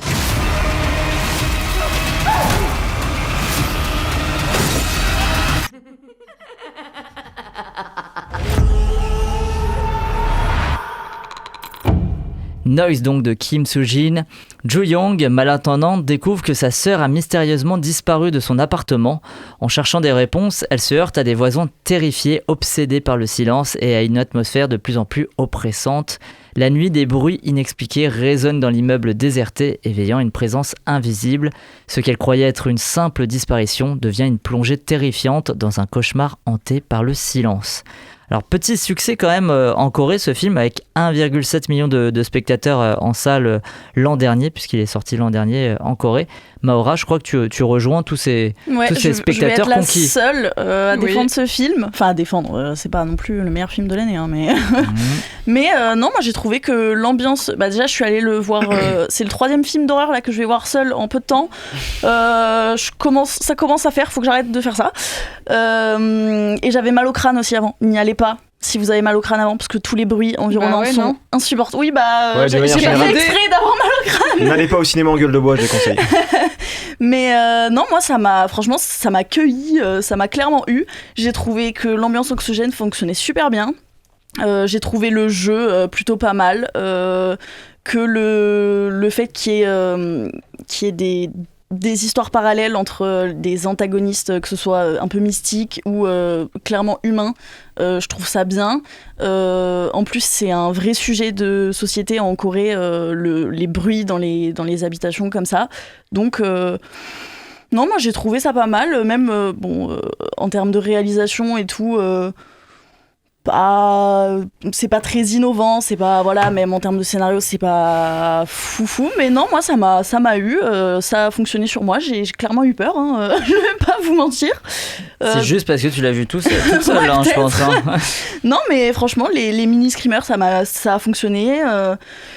Il y a des trucs que j'avais pas vu venir. Mais moi j'ai l'impression qu'on est plus face à un film qui s'agite dans tous les sens et dont on se fout complètement en fait dans la salle parce que Non, on est moi, je suis pas complètement exclu. d'accord. Revois la scène d'ouverture, c'est hyper brouillon, on comprend rien. Rien. Et on comprend rien du tout et c'est pas il y a pas que dans la séquence d'ouverture où on a cet aspect-là, j'ai l'impression. Donc, Non, Naomi, je pense que moi, tu me rejoins du coup sur J'étais sur bien ça. dedans. J'étais bien contente moi d'être pas trop avec eux et bien dans la salle quand même. Hein, je vais pas vous mentir. Ah, le caca qui était ce film. Ouah, pardon, mais excusez mon langage. Non mais attends, ce parce n'est pas que très digne parce que pardon, de mais on Vénétie. dirait que j'ai adoré ce film. Il y a quand même beaucoup de défauts. Hein. Oui, Non mais t'es pas vraiment obligé pas non plus, si t'aimes des films de merde, c'est pas Ah grave, non, mais- Maura, tu sais. T'inquiète, je me on en a charge de plein dans parler, l'émission, hein. je me charge Ah, bah de parler ouais. des défauts. hein. Ah, Non, alors ce film, déjà, bon, comme tu l'as dit, Simon, il y a une scène d'introduction. Et alors, à partir du moment de la scène d'introduction, je me suis dit, oh là là, la purge que ça va être. Parce que vraiment, mais j'ai rien compris aux enjeux du film dès la scène d'introduction, alors que clairement, elle s'annonce comme étant l'explication, enfin le fil conducteur, le début du film était là. Waouh! Et non, j'ai la flemme en vrai. Hein. C'est franchement, mais quelle flemme ce film! Tout, hein, surtout la réalisation, on se fait chier au possible, il n'y a rien d'innovant. Vraiment, il y a des plans, ils servent à rien du tout. On a l'impression. Elle ferme les yeux, hein, pour ceux qui sont à la radio, elle ferme les yeux tellement c'est dur, quoi. Ah non, mais vraiment, enfin. En fait, c'est juste, j'ai des flashbacks des plans et je suis là en mode waouh! Et il y a des gens, ils ont mis de l'argent dedans. Enfin, c'est compliqué. Dame dit, il y avait pas de BG dans le film, c'est peut-être Non, pour ça. non, mais c'est même pas ça. Enfin, si, évidemment, s'il y avait eu Julia Piaton, ça aurait été différent. Mais, enfin, sincèrement, l'histoire, on n'en a rien à carrer. Mais parce qu'on comprend pas aussi. Mais on comprend c'est pas peut-être pour l'histoire. ça. Mais qu'est-ce que vous avez pas compris? C'est dingue ça. Mais en fait, le film n'est pas si compliqué quand même. Alors, il est pas si tu vas compliqué, dire, mais il est complètement confus. On se est demande même- même si lui, il est il sait ce qu'il veut cryptique, raconter. ouais. Et je dirais même, il est complètement con, juste con. Allez. Mais parce que c'est vrai, je te rejoins parce qu'il se donne l'illusion de vouloir raconter un truc de malade alors que. Et puis- Mais c'est un peu backroom aussi, hein, donc Non, je sais que là tu me non, rejoins pas, mais non, backroom non, c'est pareil. pas vrai. Voilà, Non, on va c'est pas, pas mais on va vrai. pas refaire le débat. Non, mais par contre, en fait, j'ai cette impression à chaque fois que je regarde un film d'horreur qui se passe dans une maison, c'est-à-dire, mais ma sœur, pourquoi tu restes là? Oui, alors ça, mais dans tous les Vraiment, films d'horreur, hein, à chaque fois. vraiment. Et on se sépare et on fait ci et on part chacun. Non, restez ensemble. Parce que En fait, je c'est comprends- dangereux. Je comprends bien hein, le coup de faut que je trouve ma sœur, mais qu'est-ce qui t'empêche de sortir de l'appartement Et de la chercher chez revenir Tous les matins. jours, tous les matins, tu vas voir, tu toques, t'es là en mode, est-ce qu'elle est là? Non, cette conne, elle reste dans cet appartement. Ça n'a aucun intérêt. Je n'ai pas eu peur une seule seconde. Et alors vraiment, mais pitié, arrêtez avec les gens en mode, j'ai un couteau, je tape sur ta porte parce que je fais super peur. Oh, ça va. Mais c'est on vrai, il y a des souffle. poncifs qui sont vus et revus, ça en fait partie. Ah ouais. L'accident de voiture des parents comme Non, mais mythe pitié. fondateur, on l'a vu 1000 fois. Ouais, ça Et servait puis, à rien. alors le final du film, Oh, j'en non. ai encore des Arrête. frissons Ah, de je- cringe. Non, mais pareil. Ah, le final. Ah, quel pareil. twist. Oh, mon J'ai Dieu. jamais vu. Bon. Ah, mais alors, juste pardon, Ouais, j'aimerais vas-y. dire, en fait, j'ai eu l'impression de regarder ce qui était censé être un plot de jeu vidéo c'est un peu nul que tu trouves sur Steam. Enfin, vraiment, j'ai eu l'impression. Vous savez, il y a eu je sais pas, d'un coup, les streamers se sont mis à faire des espèces de jeux vidéo japonais, un peu en mode image un peu dégueu. Bah, j'ai eu l'impression de vraiment voir ça et j'étais là, ah non, pitié, non. Ça tombe bien, le film est coréen, c'est juste Oui. hyper raciste ce que t'as dit. Bah non, les jeux ils sont japonais, c'est pas ma faute si ça reprend les mêmes codes que les Ah. jeux japonais. Ouais. Et voilà, bam. Raciste. Ouais, raciste. C'est toi la raciste. Elle s'en sort comme elle peut. Mais elle s'en sort. Lucas, qu'est-ce que tu as pensé du film et je t'interroge aussi sur l'utilisation du concept de sourdité. Pourquoi? Mais parce que je trouve qu'il est pas exploité, je voulais avoir ton avis là-dessus. Non, toi, non, on peut bien faire la sûr, surdité. je suis complètement d'accord. Mais en fait, le truc, c'est que le film part dans plein de. En fait, le film a l'impression d'avoir plein d'idées, mais il en exploite vraiment aucune. Mais il en a pas, surtout, il a pas d'idée. Bah, ça le suffit concept maintenant. d'utiliser la surdité, on l'a vu dans plein de films. Premier Bah, que je pense, sans Sound un of bruit, Metal, sans un bruit Sound pour of les Metal, pour ouais. les films d'horreur. Et c'est vrai qu'en fait, il ne s'en sert jamais. C'est là au début pour dire le personnage souffre de ça, mais ça ne sert jamais dans une séquence. Justement, dans Puis Sans un sachant bruit, t'as qu'elle des. pourrait s'en servir en plus. Non, mais Ce tu- serait hyper pratique. Tu vois, dans Sans un bruit, t'as des séquences avec ce personnage sourd où on épouse son point de vue et Ouais. on n'entend rien autour d'elle. Et donc Primate c'est là aussi où en il y a le début d'année. truc. Primate c'est vrai, Primate en début d'année avait une séquence comme ça aussi et ça marchait très bien. Et là, en fait, il l'utilise jamais. mais je trouve que c'est tellement confus. Je ne sais pas si le film sait où il veut aller, parce que tu parlais de cette conclusion qui était cringe et tout, mais tout le climax. Ah mais tout. Tu vas où, frère? Qu'est-ce que tu veux faire? Genre, mais décide ce que tu veux faire. Qui revient là sur le plafond. Mais décide ce que tu veux faire, quoi. Bah, je pense qu'on va leur donner envie de voir le film en fait, en disant des trucs comme ça. Mais en fait, c'est un moment.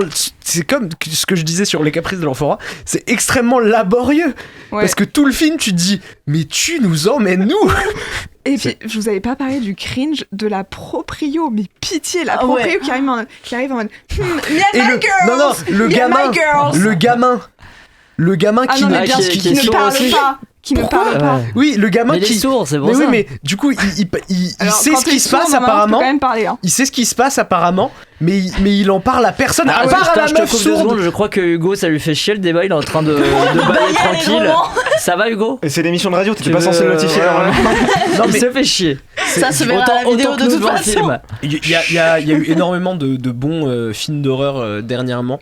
Et Noise n'en fait pas partie. Allez voir Obsession. Non mais ça c'est vrai que par contre, je rebondis une toute petite seconde, vu les extraordinaires films d'horreur qui sont sortis récemment, Noise à côté, bon. Ça ressemblait au pire de ce qu'on pouvait trouver à Gérardmer en fait. Ouais, et puis il s'agirait de regarder ces films pâtés quand on en met un dans les salles.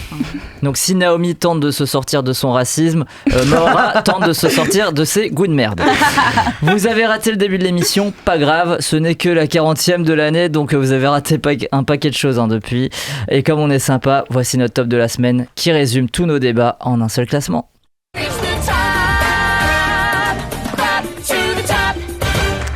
Et on commence par le top 1 de chaque chroniqueur et chroniqueuse autour de la table. Maura, ton top 1 de la semaine? Bah, la bataille de Gaulle, partie 2.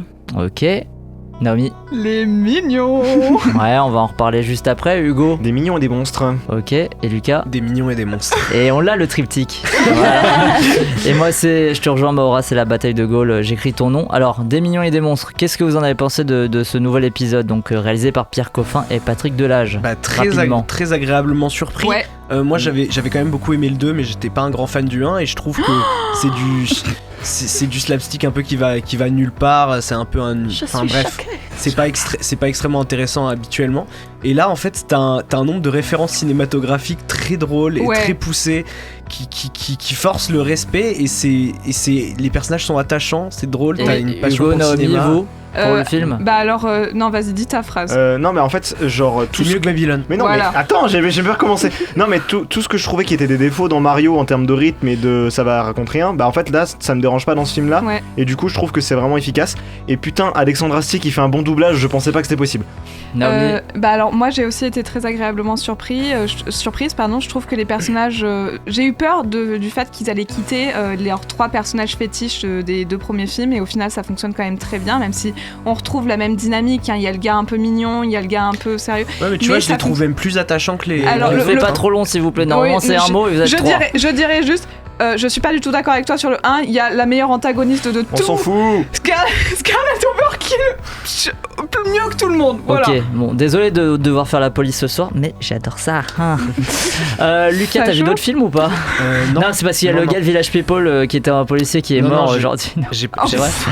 J'ai pas vu d'autres films. Personne d'autre n'a vu d'autres films cette semaine? Non. Donc on fait le top général. En 3ème position, on retrouve Les Caprices de l'Enfant Roi de Michel Leclerc.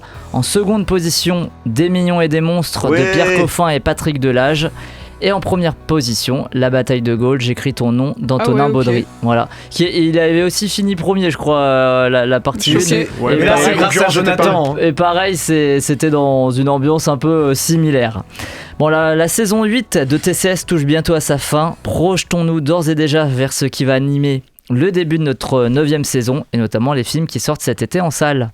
Mais t'imagines, toi, je suis à la piscine, je plonge, je remonte à la surface, et là, plus de maillot. Je suis à poil, au milieu des gens qui nagent, je t'assure. Ouais, non, mais attends. Ouais, c'est ça, marre-toi. Non, mais attends la suite. Et la suite, c'est qu'il fait chaud en ce moment et c'est parti pour durer. Donc, quoi de mieux que d'aller en salle de cinéma, comme tu le disais aussi, Hugo, dans tes news, pour se rafraîchir. C'est probablement ce que va faire une bonne partie de l'équipe. Mais on va voir quoi, du coup? Quelles sont un petit peu vos grosses attentes là pendant l'été? Evil Dead Burn. Putain, Evil Dead Burn. Le nouveau Evil Dead. qui sort le 8 juillet, Voilà, pas trop réalisé longtemps. par Sébastien Vanitschek. Et coécrit par Florent Bernard. Donc, en fait, genre j'étais déjà curieux parce que c'est un Evil Dead français, que c'est fait par un ancien de Golden Moustache. Mais les premiers teasers font très très très envie. Ça a l'air très nerveux, très bourrin, bien Ouais. dans la lignée de celui de Alvarez. Donc j'ai très hâte de le voir. Très bien. Moi, Vas-y, Naomi. c'est un film qui... Non, je crois qu'il n'est pas encore sorti, mais peut-être que je me trompe. Mais c'est un film que j'ai raté à Cannes qui s'appelle In Waves, qui a l'air extrêmement bien. il est sorti aujourd'hui. Aujourd'hui, Film bah, allez le d'animation. voir. Il est allez- disponible qu'une semaine, je crois, Ah, d'ailleurs, au je vais- Pâté Comédie. Je vais hein. très très rapidement y aller alors. Oh. Parce que In Waves, ça a l'air très joli, très doux et bah, j'adore les films d'animation. Et c'est inspiré d'une histoire vraie. Oui. Ouais, de donc Frank Meine Nguyen, pardon. C'est elle qui a réalisé, mais on n'a rien compris, vu que j'ai très mal prononcé. Maura. Moi, j'attends le Kill Bill The Whole Bloody Ah Affair. oui. Ah ouais? Ah ouais. Ok, J'ai donc trop hâte. le J'ai 8 juillet. découvert, j'avoue, j'ai découvert Kill Bill il y a vraiment pas du tout longtemps. C'était la première fois que je l'ai regardé. Et du coup, j'ai trop hâte de voir la longue. En plus, il y a une scène faite avec Fortnite, donc vraiment ça fait envie. Trop hâte. Et Soudain, quand il sortira en août. Ah, J'ai déjà oui. vu, qui est extraordinaire. Oui, il faut aller voir Soudain. Il sort quand celui-là déjà? Je Fin l'ai août, noté je crois. quelque part. Ouais, mi-août, fin août. Mi-août. Mi-août. Ok, je retrouverai peut-être si je l'ai noté. Lucas. Bah moi ça aurait pu être Supergirl mais je l'ai déjà vu et Oui, j'étais qui est un sorti peu aujourd'hui. déçu. Il est sorti aujourd'hui, j'encourage quand même à aller voir parce qu'il faut soutenir d'ici. J'attends beaucoup la fin d'Oak Street. Ah oui, Ouais. Qui sort De David Robert de Mitchell. David Robert Mitchell, parce que des dinosaures, parce que Ewan McGregor, parce que peut-être une suite à Cloverfield, on sait pas, clin d'œil. Donc j'attends beaucoup ça, mais surtout, je vais regarder la caméra quand je vais dire ça. Paramount, sortez-nous Jackass 5, purée. d'accord? J'en étais sûr. Jackass, c'est génial, mais pour ce dernier opus, il n'y a pas eu de sortie salle annoncée. Donc sortez-le. Par pitié, Jackass c'est extraordinaire, c'est un monument du cinéma.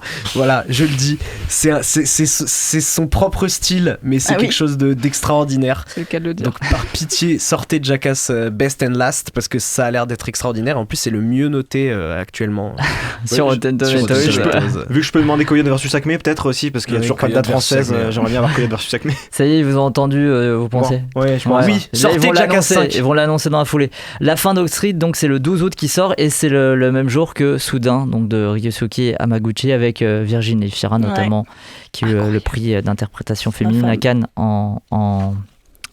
en duo avec son interprète aussi principal. Oui, Voilà. j'ai oublié le nom. Dont mais- tu n'as pas le J'ai nom. pas le nom Je crois puisque que j'ai c'est- que je crois que j'ai c'est des Tao dates. quelque chose. J'ai Son des prénom, je crois dates. que c'est Tao. Après, Hugo, il y a Spider-Man. Oui. Ah, trop Wow. hâte. Ouh. 29 juillet, Curieux. Spider-Man. Désolé Hugo. Vite fait curieux, parce que c'est destiné à Creighton et ça promet d'être un peu moins pire que John Watts.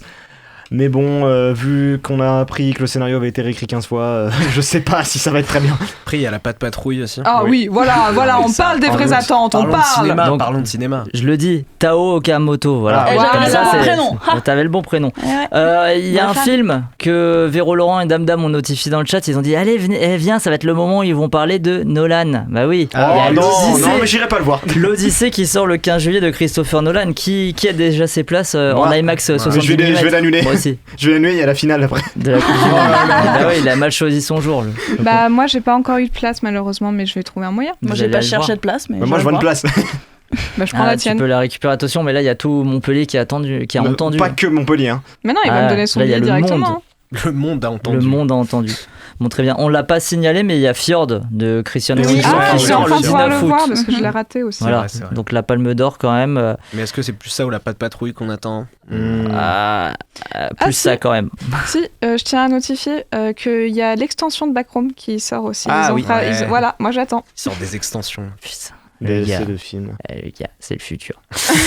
Bon, rendez-vous est pris donc en salle cet été. Il y a plein d'autres films, mais vous savez où vous pouvez retrouver toutes les infos. Sur internet. Ouais, voilà. Ouais, J'allais pas vous proposer un truc genre en dessous de notre page YouTube ou quoi. Non, ouais, vous vraiment les sur aurez internet. pas. Vous les aurez Allez. pas. Vous avez Félicitations, Google. vous êtes sur internet. Allez sur Allociné, on fait de la pub pour les gros. Voilà. Donc rendez-vous est pris en salle cet été. On vous fera un point à la rentrée sur ce qu'il fallait voir et parfois éviter. Lucas, je sais que t'es chaud. Parce qu'il fait plus de Carrément. 30 degrés dehors. Et dans la salle aussi, et là, au il moins fait trop chaud. 35 dans le studio, Ouais. effectivement, voire 40. Mais je te pose quand même la question. Chaud pour un quiz ? Carrément. Allez, c'est parti. The game is on.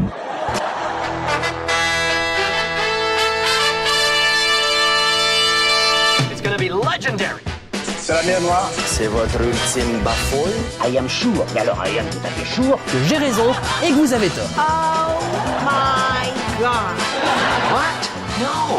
Oh, Homework. Anyway, lead on. Allons-y. Bonjour, bonsoir et bienvenue dans ce quiz. D'un côté, Simon et Hugo avec Simon en chef d'équipe et de l'autre, Maora et Naomi avec Maora en chef d'équipe.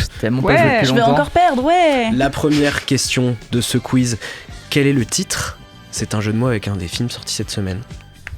Bon bah si t'es chef, vas-y. Hein. Vas-y, bah on veut tenter la bataille de Gaulle, j'écris ton quiz. Mais non, c'est ce qu'on vient de dire. On va être différente ou pas? On va être Bah différente. si c'est la bonne réponse, ça fait chier.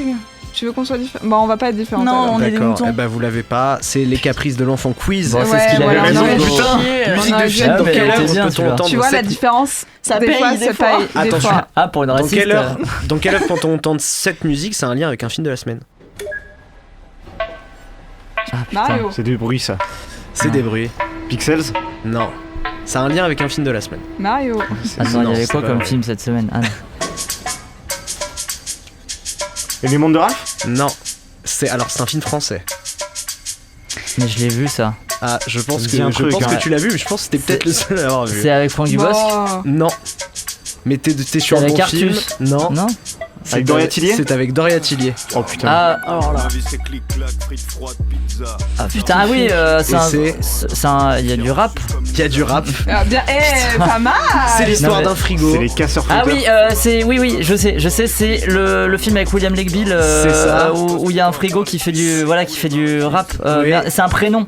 C'est juste un prénom, c'est avec Philippe Catherine, Doria Tillier, Bon. William Legbill, j'ai plus le titre. Tant pis, c'était Yves Yves. de Ah, Benoît bah oui. Forgeard. Ah. Bah avec bien Doria sûr, tout le Tillier. monde fameux l'avait. Alors je je vous le chez conseille, moi. je vous le conseille, c'est quand même un film où un frigo jouit des glaçons dans un plan à 3. En or ou en bois, retrouvez les vraies infos parmi ces propositions. La catcheuse Rhea Ripley, je l'aime, tiendra putain. un rôle dans Terrifier 4, vrai ou faux? Vrai. Ouais, on Ouais, va c'est dire en or. vrai. Bon, bah, en or, Ok, alors. ça va. Ouais.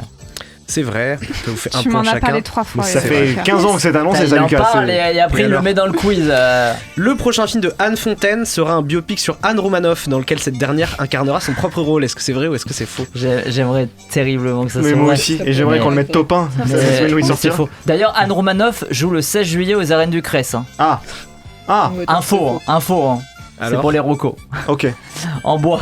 En bois. C'est en bois, effectivement. Et enfin, après Megan Fox, Kristen Stewart va jouer dans Five Nights at Freddy's 3. Il n'y a aucune info sur. On en aura entendu parler. Ouais, c'est juste que le gars qui a écrit It Follows a écrit le scénario, donc c'est faux. En bois. En bois. En bois, ouais. C'est en bois, effectivement. Je vous aurais pas eu là-dessus. Vous avez 3 points chacun. Qui a dit, je vais vous dire une citation, vous devez retrouver qui a dit ça. Easy gagné niveau maquillage, c'est ça? C'est gentil ça? Est-ce que c'est une réflexion Michel gentille? Leclerc, Artus. Non. Qui se fait à quelqu'un qu'on Maquillage. aime bien. Franck Et Dubosc. pourquoi vous riez? C'est drôle, c'est très déplacé. Et le fait que vous riez, ça veut dire Tommy qu'il a Wiseau bien... Non. Qu'il a bien fait de l'affaire. Il est bon lui, c'est drôle Gollum. C'est méchant de Andy dire Serkis, ça. Peter Jackson. Non, me comparer à Gollum, ça peut être drôle, mais dit comme ça, c'était vraiment C'est méchant. quelqu'un de chaud. C'est pas quelqu'un de chauve, c'est quelqu'un qui a la calvitie. Vincent Lagaffe. C'est quelqu'un qu'on aime beaucoup à The Cinema Show. Patrick Timsit. Patrick Timsit. Putain. Oh, j'ai pas été assez rapide, je suis Insupportable. désolée. Simon et Hugo. On passe au quiz spécial et on va parler des voisins au cinéma. Ok. Voisin de Norman McLean. Pourquoi on parle des voisins hein, déjà? Ah oui, Noise. Noise. Bah Putain. quand même. C'est vrai, mais c'était le pire film de C'est la semaine. celui-là, je vais vous dire le nom d'un personnage, retrouvez le film, Louis Tully. Oh putain, si. C'est Non, je l'ai dans un pas. film culte des années 80. Maman, j'ai raté l'avion. Non. La vie est un long feu tranquille. C'est un personnage, le voisin de Sigourney Weaver. SOS Fantôme. SOS Fantôme, tout à fait. On va être terrible, Mao. Non mais c'est moi chef d'équipe en Ça plus. fait laisse 5 tomber. points chez Simon et Hugo. On passe à une réplique, un film. Alors cette fois c'est plus une bande-annonce, un film. Quel film est tiré cette bande-annonce? Tu veux que je te mette un oreiller sur la bouche? T'as l'intention Ah. de m'étouffer? Le film avec Cameron Diaz, là, Sextape. Non. Réveiller Stella. Oh non, t'inquiète, je vais pas faire de bruit. C'est Seth Rogen, d'ailleurs. C'est Seth Rogen. Ouais. Alors, tu devrais- Nos pires voisins. Nos C'est pires Seth- voisins. Alors, C'est Nos pires voisins 2. C'est Nos pires voisins 2, tout à fait. Donc ça fait un point en Tu plus. peux mettre vous des avez films qu'on 6. connaît? Ouais. Oh, merci le Il y a Québec. Rose Byrne, j'adore Rose Byrne. Merci le Québec. Quel est ce film? La vie selon Otto. C'est le titre québécois. Le titre français n'a rien à voir. Le titre La québécois vie est plus selon proche Otto. du titre. La vie selon original. Otto. La vie selon Otto. C'est un O film- de Théo. Oui. C'est un La film vie avec selon- Tom Hanks. Ah oui, mais oui, je sais, c'est celui où il est assis sur un banc, Forrest Gump. l'affiche, non? Non. C'est ça? Alors non, il est pas assis sur un banc, ça c'est Forrest Mais Gump. oui, mon pire voisin, mon voisin méchant là, le grognon là, ouais. Le voisin méchant. Mauvais voisin. Putain, le titre c'est quoi? Mais oui, j'ai l'affiche en plus. Je sais pas si je te le donne. Hein. Le pire des voisins ou un truc comme ça. Le pire voisin au monde. Le pire voisin au monde. Oh, je t'ai mis sur la piste, Bon, c'est pas juste. J'ai pas eu Yves, c'est bon.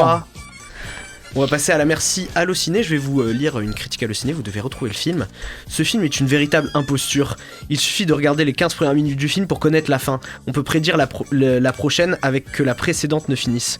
Je vous lis American vraiment Nightmare exactement ce qui est écrit. Non, je peux comprendre American que Pie. le public des années 50 ait pu être diverti La par vie est ça, belle. mais réveillez-vous. Psychose. En 2010, non, il est impossible de trouver quelque chose d'intéressant à ce film. La nuit du chasseur. Citizen Kane. Ah non, non, aucun c'était frisson, aucun suspense, que des événements prévisibles La mort dès aux que l'on a trousses. fini de lire le synopsis. Non. Le film Fenêtre sur aurait cour, pu- fenêtre sur cour. Bah Ah oui, oui, avec les putain, voisins, tout à ouais, fait. je suis con. 8-3. Ça pique, hein.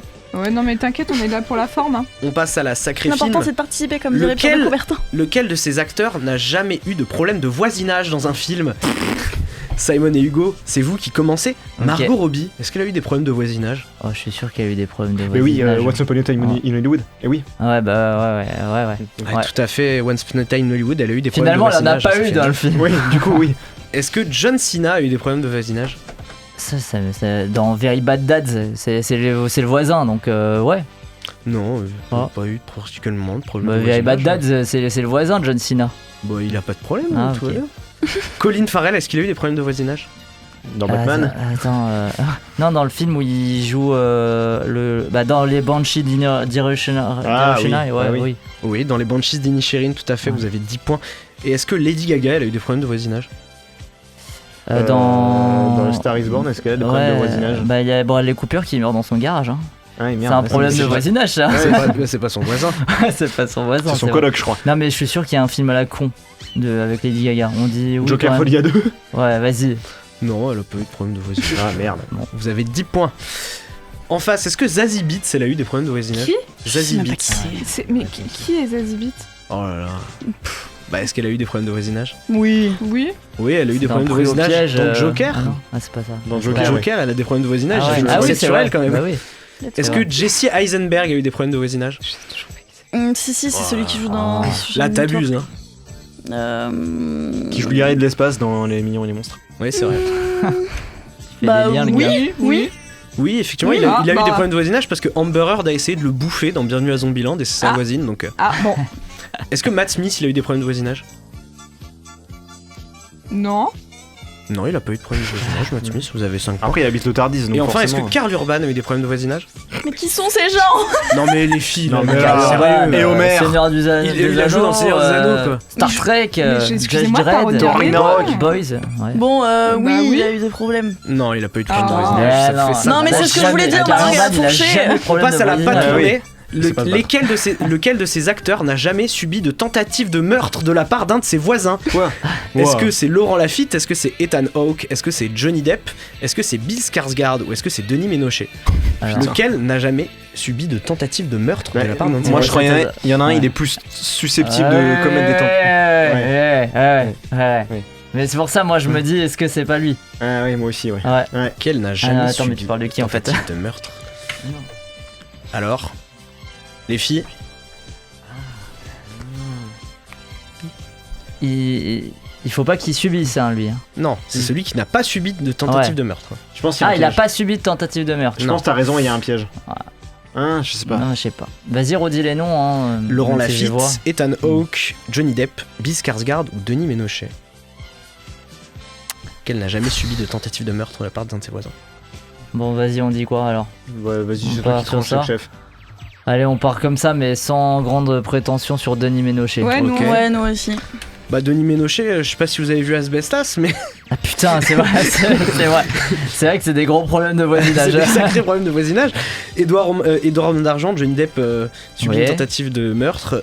American Nightmare pour Ethan Hawke et Alter Ego pour Laurent Lafitte, c'est Bill Skarsgård qui n'a Barbare. jamais subi de tentative. Barbare. Alors, qui est son voisin? Merde. Voilà. Allez. Allez, on passe à la casting. Je vous dis le casting d'un film et vous devez le retrouver pour 4 points. Claire Maurier, Serge Merlin, Yolande Moreau. Pour 3 points. Clotilde Mollet, André Dussolier, Isabelle Nanty.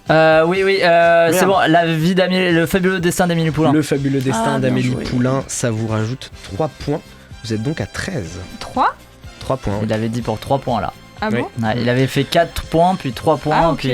Musique de film, dans quelle œuvre peut-on entendre cette musique? Non, mais oui. Bye Snowball, bye Mr. Bear. Putain, ça me dit un truc. C'est Toy Story? Non. Non, c'est... Nos voisins les hommes? La Belle et la Bête. Non, c'est pas Nos voisins les hommes. Ah putain, Ayas to l'Ouest. Non. Non, Projet X. Non, c'est un film d'animation. Oui. Là, on entend Kevin Hart. Teen Titans. Non. Attends, dans quoi il fait Kevin une voix Hart qui joue un Kevin petit lapin. Le Tous truc ensemble. lapin Non, là. toutes les bêtes. Tous en scène, seul en scène. Seules les bêtes. Les bêtes, comme des Mais bêtes. comme des bêtes. C'est bon, je l'ai là, c'est bon, Je comme l'ai des dit. bêtes. Je l'ai dit avant. Il l'a dit avant. Oh. Je suis désolé. Mes frères, ils gagnent déjà, c'est bon. Ça vous fait 14 points. Mais Duracell Lex, la loi est dure, mais c'est la loi. Bon, on va pas. C'est au Olivier duel Mine. time. Bon, malheureusement, vous risquez pas de remonter, mais c'est pas grave. Non, mais on peut encore descendre, t'inquiète. Simon, c'est toi qui Allez, choisis. pour le beau jeu. Apocalypse entre voisins ou voisins animés? Apocalypse entre voisins. Laquelle de ces célébrités n'est pas invitée à la fête de voisinage de James C'est bon, Franco je dans l'ai. C'est la fin? Je l'ai normalement. Est-ce que c'est Emma Watson? Est-ce que c'est Rihanna? Est-ce que c'est John Krasinski? Ou est-ce que c'est Paul Rudd? Lequel n'est pas invité à la fête de voisinage de James Franco dans C'est la fin? Pas invité, invité celui qui est pas dans le film, John Krasinski. John Krasinski? Bah il est pas dans Ok. le film. face. En fait, Emma Watson, je sais pas si elle est vraiment invitée, mais T'as je crois répondu. qu'elle arrive en retard. Hein. Tu as répondu. Maora, lequel de ces films d'animation avec des voisins a-t-il fait le moins d'entrées en France? Est-ce que c'est Comme des bêtes? Est-ce que c'est Mon voisin Totoro? Est-ce que c'est Nos voisins les hommes? Ou est-ce que c'est Le que Petit Nos voisins Prince? les hommes que j'avais. Lequel a fait le moins d'entrées? Alors, moi, c'est toute mon enfance, mais je dirais quand même que Nos voisins les hommes, ça a fait moins d'entrées que le reste. Ça fait 1000 ans que je l'ai pas revu, mais je pense que c'est Il pas une bonne est idée. génial. Simon? Si, si. Alors, Emma Watson, elle est invitée, on Elle est la voit invitée. même à la fête, on la voit complètement. Rihanna est invitée, Oui. Paul Rudd est Non, invité, Paul Rudd est effectivement. invité, et John C'est Krasinski, il John est pas dedans. Krasinski. C'est Paul Rudd qui arrive en retard. C'est Paul Rudd Ah qui arrive oui, en oui. retard. Mais John Krasinski. Mais Emma Watson, effectivement. elle revient après, c'est Emma pour Watson ça. revient ouais. après. Donc ça te fait 3 points en plus, tu arrives à 16. Non, je dis. Non, 2 points. Attends, c'est 3, c'est 3. Oui, c'est 3. Et c'est on 3, est donc ça 17, arrive à non 17, On avait 17, 14. 17. Et en face, Maora, C'est nous alors, qu'on fait les points. Comme des bêtes, a fait 3 745 000 entrées. Elles sont bonnes. Le Petit Prince a fait 1 951 000 entrées. Nos voisins les hommes a fait 1 471 000 entrées. Et Totoro a fait 374 000 entrées. Quoi? Totoro n'a C'est pas pas du tout assez- marché en France à sa sortie. C'est pour les enfants en fait. Donc malheureusement, vous perdez. Surtout que c'était une autre époque pour filmer Madame C'est Donc pas vous grave, arrivez honnêtement. 2 à 17. C'est un 3 émissions, 3 Non, quiz 3, perdus, ça elles ont pique, hein. 3 je crois. Parce Elles ont qu'elles trois. avaient 6. Oui, elles ont 3. Elles ont 3 Voilà. à 17. Vous pouvez me dire merci. Hein. Ouais, non, non. Bon bah merci Lucas pour ce dernier quiz de la saison. Je suis très heureux de l'avoir emporté avec Hugo. Oui, j'avais déjà prévu cette phrase. Alors si je peux me permettre de te donner un conseil, c'est oublie que t'as aucune chance, vas-y fonce. On sait jamais, sur un malentendu ça peut marcher. Toutes les semaines, les chroniqueurs et moi-même vous faisons part d'un coup de cœur plus ou moins lié au cinéma. Petit tour de table et on commence donc avec Hugo. J'avais promis une belle reco. Hugo, vas-y. Moi je vais vous recommander un lieu qui est là tout l'été à quelques kilomètres de Montpellier, c'est la fête foraine de Palavas-les-Flots. C'est un lieu très très cool, moi j'adore la culture foraine, j'adore les manèges, en plus on peut y faire des photos très cool. Et non, c'est pas moi qui ai pris cette photo que vous voyez à l'écran puisque c'est Maxime qui l'a pris. Allez, c'est mardi. Naomi. Moi, je vous recommande la dernière vidéo de Feldup, Les anomalies du web, volume 3. Voilà, si c'est une petite heure, moins que les vidéos habituelles de Feldup. Si vous voulez vous faire un peu peur, ça vaut toujours le coup. Et si vous avez envie d'imaginer qu'il y a des gens qui rentrent chez vous pour prendre des photos sur votre téléphone, c'est aussi la bonne occasion. Très de niche voilà. du coup comme... Ouais, mais c'est dans la vidéo. Maura, quelle est ta reco? Moi, ma super reco, c'est une super rappeuse qui a été mise en avant là dernièrement, notamment grâce à Aurel San, avec ses 5 rappeuses, que j'écoutais déjà. C'est Juste Chani. Écoutez toute sa discographie et elle est extraordinaire. Elle a un flow de malade. Elle rappe trop bien, elle est trop forte. Elle nous a donné un ordre, hein. Si on l'a pas écouté en entière, allez-y. c'est la mort. Lucas. Bah moi je vais vous recommander la série d'animation Among Us adaptée du jeu vidéo Among Us. C'est extrêmement drôle, alors c'est vraiment pas pour les enfants, mais par contre c'est extrêmement drôle. Dans la VO il y a Elijah Wood qui joue le personnage le personnage rouge pardon. Je recommande très fortement si vous aimez les séries d'animation pour adultes et c'est franchement plus malin que ce que ça en a l'air. Et c'est dispo sur quelle Paramount plateforme? Plus. Très Du bien. coup, vous pouvez l'avoir sur Canal+. Dame Dame a une reco aussi et elle a jamais été faite celle-là. Ma reco, c'est Si Freddy. Voilà. Et moi, ma reco de la semaine, donc c'est pas la même que Dame Dame, c'est l'album Doctrine of Love de Jalen Ngunda. L'américain basé à Londres signe un bijou soul de 10 titres. C'est sorti le 5 juin dernier et je vous invite vivement à le découvrir car c'est probablement le meilleur album de cette première moitié de 2026. Merci du conseil. La 8e saison de TCS touche dorénavant à sa fin, et oui. Merci à vous, présents ce soir, Lucas, Hugo, Naomi, Maura, mais aussi Yanis, Lucas Clio à la technique, il y a eu du Elsa aussi, je crois qu'il est passé par là un moment, Corto est passé aussi, voilà, il y a eu du monde à la technique. Merci Estelle aussi qui a fait la technique audio. Plus généralement, j'aimerais remercier l'ensemble de l'équipe de The Cinema Show, que je ne pourrais citer entièrement tant elle est grande, ainsi que les équipes de Radio Campus Montpellier pour cette nouvelle saison. Enfin, merci à vous, chers auditeurs et auditrices, que vous soyez de la première heure ou des vieux de la vieille. Votre soutien nous touche énormément et continue à nous motiver à faire encore mieux à chaque saison et à chaque émission. Tu vois, comme quoi, faut encore travailler. D'ailleurs, si vous êtes nouveau, n'hésitez pas à nous retrouver sur Instagram, TikTok ainsi que sur YouTube et toutes les plateformes de podcast pour retrouver les replays de toutes les émissions. On se retrouve au mois de septembre. Les batteries rechargées à bloc pour une nouvelle saison de The Cinema Show. D'ici là, prenons la route des vacances avec Mr. Train et Conductor. Ce morceau est issu de ma recommandation de la semaine, Doctrine of Love, donc album de Jalen Ngunda. Bonne écoute et bonnes vacances à vous si vous en avez. The Cinema Show, c'était tous les mercredis sur Radio Campus Montpellier et c'est encore un peu maintenant.